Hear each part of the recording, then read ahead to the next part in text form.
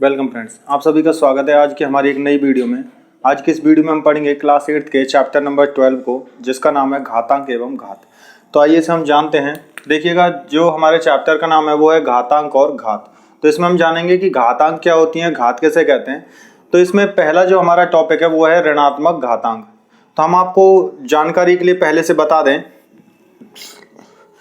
कि जो घातांक हैं वो दो प्रकार के होते हैं। एक होता है धनात्मक, जो घातांक हैं वो दो प्रकार के पाए जाते हैं। एक होता है धनात्मक घातांक और एक पाया जाता है ऋणात्मक घातांक।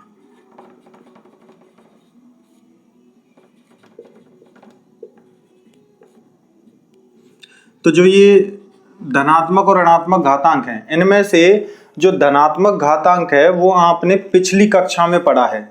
अगर आप चाहें तो हमारी 7th क्लास की वीडियो में जाकर देख सकते हैं। वहां पर हमने धनात्मक घातांक के बारे में, घातांक और घात वाले चैप्टर में पढ़ाया भी है। तो हमारा जो ये 8th क्लास का चैप्टर है घातांक और घात, ये उसका दूसरा भाग है जो 8th क्लास में आता है, जो ऋणात्मक घातांक के ऊपर होता है।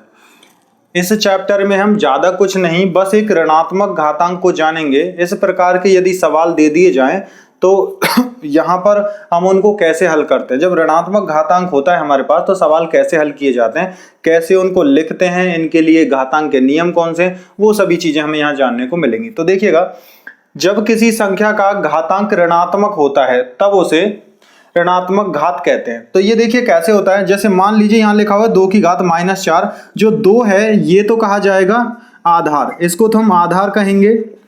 और उसके बाद में जो ये 4 लिखा हुआ है, इस 4 को कहा जाएगा घातांक, क्योंकि यह घात का अंक है, इसके लिए इसको घातांक कहा जाता है। लेकिन घातांक से पहले यदि ऋणात्मक चिन्ह लग रहा है तो हम कहेंगे ये ऋणात्मक घातांक कहलाएगा। इस प्रकार से अन्य और उदाहरण हो सकते हैं। जैसे यहाँ लिखा हुआ है 5 की घात -3। हम कोई दूसरा उदाहरण ले सकते हैं, जैसे 10 की घात -3 हो सकता है। और भी विभिन्न प्रकार के उदाहरण हो सकते हैं जो ऋणात्मक घातांक को प्रदर्शित करते हैं। ऋणात्मक घातांक जो है वो धनात्मक घातांक की तरह ही होता है, बस यहाँ पर क्या होगा, घातांक से पहले ऋणात्मक चिन्ह होगा और धनात्मक घातांक में ऋणात्मक चिन्ह नहीं होता। वहां पर जो घातांक है वो धनात्मक होता है। तो आइए अब हम इसके अगले टॉपिक पर बढ़ते हैं, जिसमें हम जानेंगे कि जो घातांक है, जो ऋणात्मक घातांक होते हैं, उनके नियम कैसे होते हैं और कैसे इनको हल किया जाता है। ये साधारण घातांक, जो धनात्मक घातांक है और ऋणात्मक घातांक है, इनके मान में कितना अंतर पाया जाता है उसे हम जानेंगे। तो आइए उसको देख लेते हैं। तो देखिए, अब हम हमारे पहले टॉपिक को शुरू करते हैं, वो है ऋणात्मक घातांक के नियम। जो ऋणात्मक घातांक के नियम है वो कौन से होते हैं उनको हम इसमें जानेंगे। तो उससे पहले हमने यहाँ पर ये लिख दिया है, जैसे हमारा अभी उदाहरण था 2 की घात -4। तो इसको हमने क्या समझाया था, जो यहाँ पर जो 2 है उसे आधार कहते हैं और जो ऊपर लिखा हुआ है वो घातांक कहलाता है, ताकि आप इसे यहाँ से देख सके और आप पहचाने कि कहाँ हम घातांक लिख रहे हैं, किसको आधार कह रहे हैं। सवाल को हल करते वक्त आधार और घातांक शब्द का प्रयोग करना होगा हमें।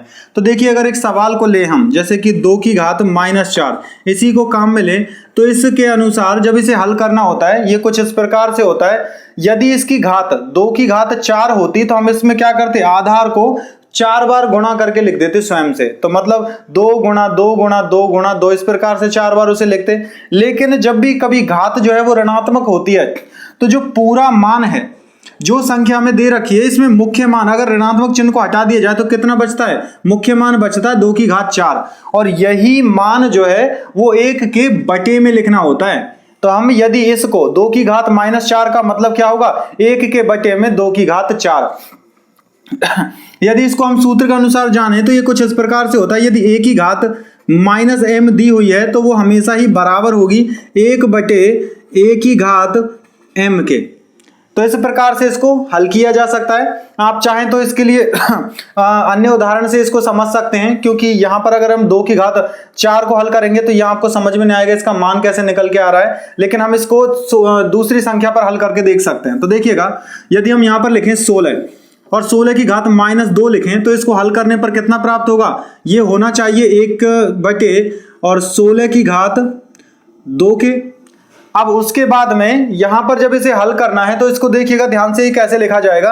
अब 16 की घात -2 है, इसका मतलब है कि यहां पर घातांक जो है उसको कैसे हल कर रहे हैं यदि 16 को अगर हम लिखना चाहें तो 16 को कैसे लिख सकते हैं, देखिएगा 16 को लिखा जा सकता है 4 की घात 2, 4 की घात इसे 2 लिखा जा सकता है। और उसके बाद में अब यहां से इस पर जो घात है वो -2 बनी हुई है, तो इसको हल करने पर 2 का गुणा 2 से करेंगे, क्योंकि घातांकों का गुणा हो जाता है। जो कौन सा नियम कहलाता है, a की घात यदि m दी हुई है और उसकी घात n कर दी जाए तो इसकी पूरी जो घात है वो a की घात m n कहलाएगी, m गुणा n के बराबर होती है। तो इसमें हम लिखेंगे कि 4 की घात जो है वो माइनस के 2 गुणा 2 करने पर 4 -4 हो जाएगी, और चाहे तो हम इसे 2 की घात के रूप में भी परिवर्तित कर सकते हैं। अब उसके बाद देखिएगा इसको अगर हल करें आगे तो इसका मान कितना निकल के आ रहा है, 1/16 की घात 32 दी हुई है, 16 की घात 2 दी हुई है, तो इसको लिखेंगे 1 में। अब 16 को 2 बार लिख सकते हैं, 16 गुणा 16, क्योंकि यहां पर क्या है 16 गुणा 16 जो है, क्योंकि इसको 2 बार लिखा जा रहा है।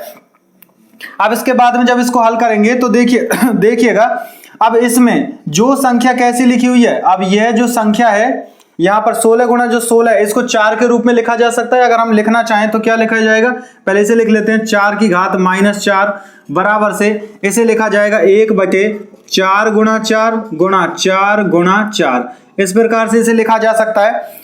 अब इसको ध्यान से समझे, 4 की घात 4 होगी, अब ये जो क्या होगा, ये 4 की घात 4 हो जाएगा, तो हम इसको लिखेंगे 4 की घात -4 और उसके बाद बराबर से इसे लिखा जाएगा 1 के बटे में 4 की घात 4। अगर अब इन दोनों का वज्र गुणा कर दिया जाए तो ध्यान से समझना यहाँ कैसे काम करता है ये, अगर वज्र गुणा कर दी जाए तो ये संख्या इसके पास यहां पर आ जाएगी, तो हम इसको लिखेंगे 4 की घात -4 और गुणा में 4 की घात 4 बराबर हो जाना चाहिए 1 के। अगर ये दोनों बराबर हो गए तो इसका मतलब जो हम हल करके दिखा रहे हैं आपको वो सही कहलाएगा। तो देखिए अभी हमने जो नियम को समझा था इसकी तरह एक नियम और होता है जिसमें क्या होता है, यदि आधार समान हो और घातें अलग अलग हो तो उन्हें जोड़ दिया जाता है तो उनको क्या करेंगे, जोड़ दिया जाएगा। तो हम इसमें लिखते हैं a की घात यदि m है और उसके बाद में गुणा दूसरी संख्या, फिर दोबारा से a की घात अगर n दे रखी है तो इसमें लिखेंगे a की घात m प्लस n, और संख्या गुणा में है तो हम क्या लिखेंगे, दोनों को 4 लिख सकते हैं पहले इसके लिए, और फिर यहां लिखेंगे -4 और प्लस में 4 बराबर से इधर जो संख्या चल रही है वो उसके बराबर हमें इसे लेकर आना है। अब दोनों को जोड़ेंगे, ये दोनों मिलकर एक दूसरे से कट जाएंगे, 4 की घात 0 बराबर से 1 रहेगा। हम जानते हैं जब भी किसी अंक की घात 0 कर दी जाए वो 1 के बराबर हो जाता है, तो हम क्या लिखेंगे यहाँ पर 1 बराबर से 1 आ जाएगा। तो इस प्रकार से हम यहाँ पर यह सिद्ध कर सकते हैं कि दोनों ही पक्ष कैसे हैं, बराबर हैं। तो यहां पर जो हमारा सूत्र बनता है वो इस प्रकार से काम करता है, यदि किसी भी संख्या की घात ऋणात्मक दी हुई हो तो हम क्या कर सकते हैं, उसे 1 के बटे में उसी घात के रूप में लिख सकते हैं, और इस बार जो घात है वो धनात्मक होगी। तो इस प्रकार से घातांक का यह नियम काम करता है। इसी के साथ में घातांक का एक दूसरा नियम भी काम करता है, यदि पहली संख्या भिन्न के रूप में हो, जैसे a बटे b के रूप में दे रखी है और इसकी घात -m दे दी जाए, तो इसको कैसे हल करेंगे, इसे हल करने के लिए क्या करना होगा, हमें मात्र इसे हल करने के लिए यहां पर जो भिन्न है, ध्यान से समझना, अगर इसको भिन्न के रूप में समझें तो यहां पर जो संख्या थी हमारी वो कैसी थी, a बटे 1 थी, इसको बस हमने पलट दिया है, पलटने पर जो घात थी वो प्लस की हो गई और घात उसी संख्या के साथ रही। ऐसा इसको करेंगे, इसे पलट देंगे तो ये a बटे b की बजाय हो जाएगा b बटे a, और पूरे की घात जो है वो अब m ही रहेगी, बस ऋणात्मक चिन्ह यहां से हट जाएगा। हमें क्या करना है, उसके अंश को हर और हर को अंश के रूप में लिखना है, या फिर हम कह सकते हैं भिन्न का व्युत्क्रम लिखना होता है, जिससे यह सवाल भी पूर्ण हो जाता है और यहाँ पर भिन्न का जो नया सूत्र है हमारे घातांक का वो भी हमारे सामने निकल के आता है। तो आइए अब हम इसमें आगे बढ़ते हैं हमारे अगले पॉइंट पर, जिसमें होगा कि कैसे छोटी संख्या और बड़ी संख्याओं के मध्य तुलना की जाएगी कि कौन सी संख्या छोटी होती है कौन सी बड़ी होती है, कैसे उन्हें हम ऋणात्मक घात और धनात्मक घात के रूप में भी दर्शाते हैं। तो आइए उसको जानें। तो देखिए अब हम इसमें बात करने वाले हैं छोटी संख्या तथा बड़ी संख्या के बारे में। तो कैसे संख्याओं को, बड़ी संख्या या फिर छोटी संख्याओं को हम ऋणात्मक घातांक या धनात्मक घातांक का प्रयोग करके लिख सकते हैं। तो यहाँ देखिएगा, यदि इस संख्या को ध्यान से समझे तो ये संख्या जो है वो किस प्रकार से परिवर्तित की जा सकती है। हमने 3 उदाहरण लिखे हैं, तीनों को हल करके देखेंगे। तो जो पहली संख्या है इसको हम 0.1 2 3 4 5, 5 जीरो है, 1 2 3 4 5, उसके बाद 1 और 2 लिखा हुआ है।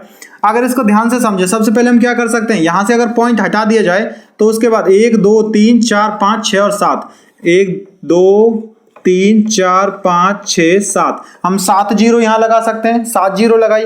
अब उसके बाद क्या करना है, अब यहां से पॉइंट हट चुका है तो ये सभी आगे की जो जीरो है वो किसी काम की नहीं, यहां से सिर्फ क्या बचता है 12 बचा हुआ है। तो हम यहाँ कितना लिख देंगे, अब यहाँ लिख देंगे हम 12 बटे, अब ध्यान से समझना जो ये 7 जीरो है ये क्या दर्शाती हैं, ये दर्शाती है 10 की घात 7 को। अब उसके बाद में यदि हमने, जैसा कि हमने पहले जाना कि जो घातांक का नियम है वो कैसे काम करता है, यदि a की घात माइनस में दी हुई है m तो बराबर हो जाता है वो 1 बटे a की घात m के। तो ये एक दूसरे के विपरीत भी काम करते हैं। यदि कोई संख्या पहले से ही घात के रूप में नीचे दे रखी है और वो किसी संख्या के घातांक के रूप में है, तो उसे अगर हम ऊपर ले जाना चाहते हैं, एक तरह से अंश के रूप में उसे जब लिखना चाहते हैं, तो घातांक कैसा हो जाएगा, ऋणात्मक। तो अगर हम 10 की घात को 7 जो है यहाँ धनात्मक है तो ऊपर ले जाएंगे तो वो ऋणात्मक हो जाएगी। तो हम इसको लिख सकते हैं 12 गुणा 10 की घात 7 हो जाएगा भैया, और वो भी कैसी घात होगी, इसकी ऋणात्मक। इस प्रकार से इस सवाल को हल किया जा सकता है। और उसके बाद अगर हम चाहें तो इसको 1.2 लिखना चाहें तो यहां पर जो संख्या है वो कैसी हो जाएगी, ये संख्या 7 की जगह पर 8 हो जाएगी, क्योंकि पॉइंट लगा रहे हैं तो इसका मतलब इसमें 10 का हम भाग दे रहे हैं। तो अब इसके बाद देखिएगा, अब यहां पर हम देखें कि अगर हमारा जो अगला पॉइंट है, जो हमारा अगला सवाल है वो क्या है, यहां पर लिखा हुआ है 1 4 2 5.36।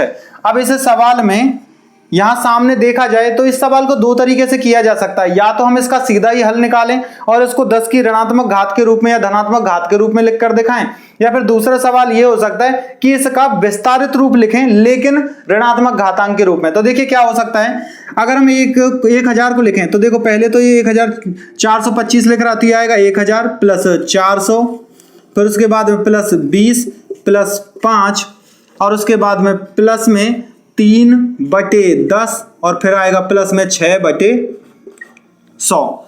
अब उसके बाद ध्यान से समझना इनको, हमें कैसे हम इनको घातांक के रूप में लिख सकते हैं। तो 1000 को लिखा जा सकता है 10 की घात 3, और किसके गुणा में, गुणा 1 गुणा 10 की घात 3 इसे लिखा जा सकता है। उसके बाद प्लस इसे लिखा जा सकता है 4 गुणा 10 की घात 2, 10 की घात 2 का मतलब 100 होता है, 100 गुणा 4 करने पर 400, बराबर रहेंगे दोनों। उसके बाद प्लस 2 गुणा 10 की घात 1, क्योंकि दोनों पर घातांक कितनी है, 1 रहेगी, क्योंकि 10 की घात 1 होने पर 10 कहलाएगा, 10 गुणा 2 करने पर 20 आ जाता है। प्लस इसको लिखेंगे 5 गुणा 10 की घात 0, 0 क्यों लगाई, क्योंकि 10 की घात 0 करने पर उसका मान 1 आएगा, और 1 का गुणा 5 से करने पर वो 5 के बराबर कहलाएगा। आगे देखो प्लस, अब इसके बाद ये लिखा हुआ है 3 बटे 10, इस बिल्कुल इसी की तरह 1 बटे, अगर इसमें से ऊपर वाली संख्या जो 3 है 3 पर ध्यान ना दिया जाए तो ये कितना है, 1 बटे 10 है, और 10 को हम ऊपर ले जाना चाहते हैं, नीचे ना रख कर ऊपर रखना चाहते हैं, तो 10 की घात यहाँ पर 1 है, इसको हम 1 घात के रूप में समझ सकते हैं। तो इसका मतलब क्या है, हम इसको ऊपर ले जाएंगे -1 घात हो जाएगी, तो हम लिखेंगे 3 गुणा 10 की घात -1। अभी तक हमने सबको 10 की घात के रूप में बदला, पहले धनात्मक थी फिर यहाँ ऋणात्मक भी आई। अब उसके बाद आगे बढ़ते हैं, जो 100 होता है वो हमेशा 10 की घात 2 के रूप में लिखा जाता है, जैसा कि हमने इसको यहां लिखा। अब वैसे ही जब ये 100 है तो ये 10 की घात 2 है, तो ये लिखा जाएगा 6 बटे 10 की घात 2। अब 10 की घात 2 को नीचे से ऊपर लेकर जाएंगे तो ऋणात्मक हो जाएगी, आएगा प्लस 6 गुणा 10 की घात -2, और इस सवाल का ये पूर्ण हल कहलाता है। अगर इसको हम हल के रूप में बराबर का चिन्ह लगाकर यहां पर लिखना चाहें तो ये आएगा 1425.36। इस प्रकार से इस संख्या का मान प्राप्त होता है हमें। तो इस प्रकार हम इन संख्याओं को विस्तारित रूप में भी लिख सकते हैं, और उसके अलावा यदि हम चाहें इस संख्या को पॉइंट के रूप में ही दर्शाना, पूरी संख्या को, पूर्ण संख्या को पॉइंट के रूप में दर्शाना चाहते हैं तो हम इसको धनात्मक घात के रूप में और ऋणात्मक घात के रूप में भी परिवर्तित कर सकते हैं। लेकिन अब देखिए, अब हम बढ़ते हैं हमारे तीसरे पॉइंट पर। इस सवाल को हम यहां पर कर रहे हैं, नंबर 3 है, जो लिखा हुआ है 2 बटे 3 और इसकी घात है -2। ध्यान से समझना, हमने अभी इसके लिए क्या नियम बताया था, इससे पहले हमने एक सूत्र बताया था यहां पर, उसे हम दोबारा से यहां लिख देते हैं। यदि a बटे b जो है इसकी घात अगर माइनस का m दिया हुआ है तो ये बराबर हो जाएगी b बटे a और इसकी घात हो जाएगी m। तो इसको कैसे लिखा जा सकता है, इसको कुछ इस प्रकार से लिखेंगे।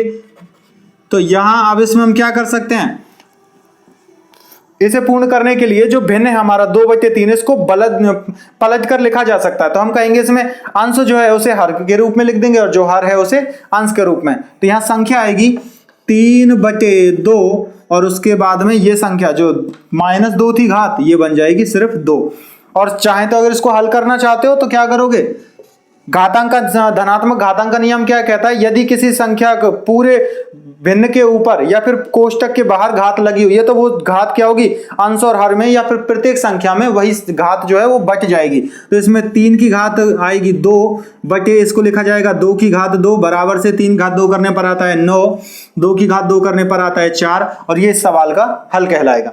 तो इस प्रकार से हम इस सवाल को क्या कर सकते हैं, हल कर सकते हैं। दूसरा तरीका देखिए, अगर इसके प्रत्येक अंक को इस घातांक के रूप में हल किया जाए तब भी इसका मान यही निकल के आता है। इस सवाल से हम ये देख भी सकते हैं। देखो अगर मैं इसको लिखूं कि 2 और उसकी घात माइनस के 2 और उसके बाद बटे में हम लिखें इसको 3 और उसकी घात माइनस का 2 लिख दें। अब यहां इसको हल करने के लिए क्या करना होगा, 2 है इसको क्या करेंगे, 1 के बटे में लिखेंगे और जो पहले से संख्या नीचे लिखी है उसे भी बटे में लिखेंगे। इसका मतलब ये एक भिन्न बनाएगी संख्या, ये भी एक भिन्न बनाएगी। ये बनेगा 2 बटे 1 है जो, वो क्या बन जाएगा, नीचे 1 2 नीचे आ जाएगा और 1 ऊपर, इसमें 1 ऊपर और ये 2 नीचे आएगा।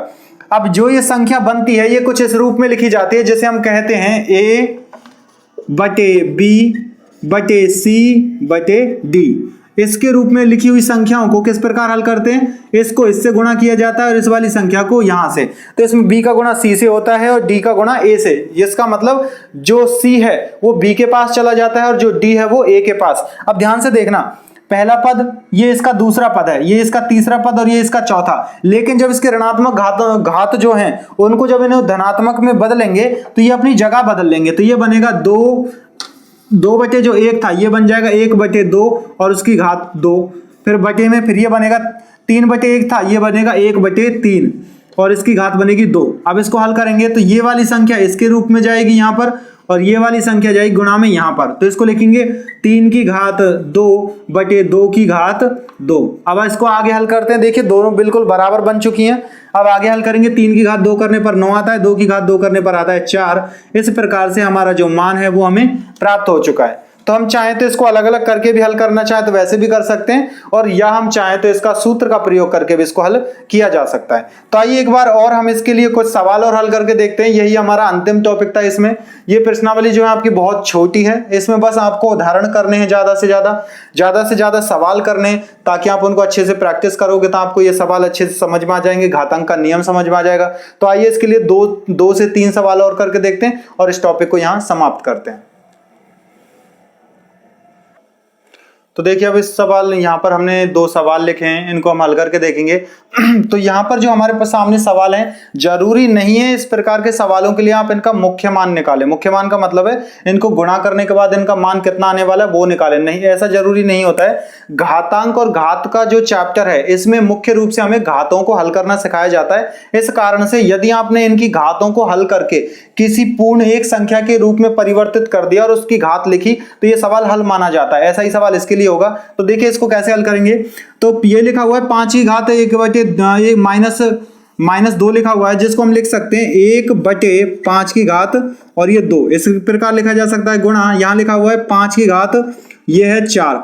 अब ध्यान से समझना, इसको अगर इसके यहां गुणा कर दिया जाए तो संख्या बन जाएगी 5 की घात 4 और बटे ये रहेगा 5 की घात 2। अब उसके बाद में जब आधार समान हो और घातांक अलग अलग होते हैं तो भाग में संख्या होने पर क्या किया जाता है, घटा दिए जाते हैं। तो इनको हम लिख सकते हैं 5 की घात 4 माइनस 2 और उसके बाद क्या हो जाएगा। अब इसको हम हल कर सकते हैं यहाँ पर, और चाहें तो इसके लिए डायरेक्ट यहां से भी कर सकते थे। जब आधार समान और संख्या गुणा में लिखी हुई हो तो घातांकें जुड़ जाती हैं, तो यहाँ पर भी जुड़ेंगी और यहाँ पर ये हमने जोड़ने पर भी क्या आता, ये यहाँ से 2 प्राप्त होता है। इसको भी हल करने पर हमें कितना प्राप्त होगा, 2। तो यह आएगा 5 की घात 2 जो होता है 5 गुणा 5 करने पर आता है 25। तो इस प्रकार से इसका मान जो है या तो 5 की घात 2 लिख सकते हैं या फिर 25 लिख सकते हैं। अब इसके बाद यहां देखिएगा ये सवाल कैसे हल होगा। इसको ऊपर करना चाहें तो हम ऊपर ही कर सकते हैं। फिर उसके बाद देखिएगा 2 की घात लिखा हुआ है माइनस का 2, गुणा करना है उसको 2 से। अब उसके बाद नीचे लिखा हुआ था 2 की घात माइनस का 4, इसका मतलब इसे 1 के बटे में लिखना होगा। जब ये संख्या 1 के बटे में आएगी तो ये जाकर ऊपर चली जाएगी, तो इसका मतलब इसे कैसे लिखेंगे, गुणा 2 की घात 4। इसे इस प्रकार से लिखा जा सकता है। और इसे हम जाने 2 को तो ये लिखा जाएगा 2 की घात 1 के रूप में, और जैसा हमने इसके लिए कहा था कि जब आधार समान होता है तो घातांकें जुड़ जाती हैं, जो धनात्मक घातांक के नियमों में से आता है। इस कारण से यहाँ पर क्या होगा, आधार सबका समान है तो यहाँ सभी घातें जुड़ जाएंगे। तो इसको कैसे लिखेंगे, 2 की घात माइनस, पहले तो इसको इस प्रकार से चिन्ह लगाएंगे, फिर लिखेंगे -2, फिर +1 और प्लस का 4। इन सबको अब हल करके देखते हैं तो कितना आता है। देखो 4 और 1 5 होता है, 5 में से 2 घटाएंगे तो 3 आएगा, तो ये बनेगा 2 की घात 3। और 2 की घात 3 को यदि आप हल करना चाहें तो 2 की घात 3 हमेशा ही बराबर होता है 8 के। तो इस प्रकार इसका उत्तर जो है वो हमें 8 प्राप्त होता है। तो हमारा जो चैप्टर था घातांक और घात वो यहाँ पर समाप्त होता है। तो जो हमने इसमें टॉपिक पढ़े हैं वो आप चाहें तो उनके लिए स्क्रीनशॉट यहाँ से ये वाले ले सकते हैं उदाहरण के लिए, और आपकी किताब में जो सवाल हैं हम उनको पूरा कर सकते हैं। और इससे जुड़े हुए टॉपिक को फिर से आप समझना चाहते हैं कि धनात्मक घातांक कैसे काम करती है, तो आप हमारी 7th क्लास की वीडियो देख सकते हैं, और आपकी 7th क्लास की किताब यदि आपके पास है तो आप उसमें से भी देख सकते हैं सवाल कैसे कराए जाते हैं वहां पर। तो अब आपसे हम मिलेंगे आपकी एक नई वीडियो में, तो तब तक के लिए धन्यवाद।